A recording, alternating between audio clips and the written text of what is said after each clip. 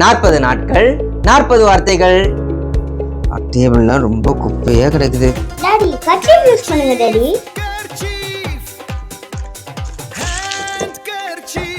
இன்று kerchief use பண்ணுங்க daddy. 21வது நாள். இன்றைக்கு நாம் கற்றுக்கொள்ள போகிறதான வார்த்தை உருமால். டாடி கர்ச்சீஃப் யூஸ் பண்ணுங்க டாடி. உருமால் என்று சொன்னால் ஹேண்ட்கர்ச்சீஃப், கைக்குட்டை என்று சொல்லலாம். நம்முடைய வேதாகமத்திலே உருமால் என்கிறதான வார்த்தை ஒரே ஒரு முறை பயன்படுத்தப்பட்டிருக்குது. அப்போஸ்தலர் 19ஆம் அதிகாரம் 11வது வசனத்தில் பவுலின் கைகளினாலே தேவன் விசேஷித்த அற்புதங்களை செய்தருளினார்.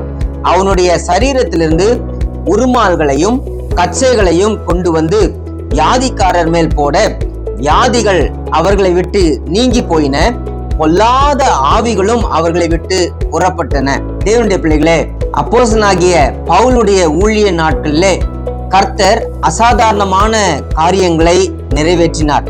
இன்றும் நம்முடைய வாழ்க்கையிலே அசாதாரணமான காரியங்களை செய்ய தேவன் சர்வ வல்லமை உள்ளவராக இருக்கிறார் என்பதை நாம் நினைவில் கொண்டு விசுவாச பயணத்திலே முன்னேறி செல்ல தேவன் நம் ஒவ்வொருவருக்கும் உதவி செய்வாராக.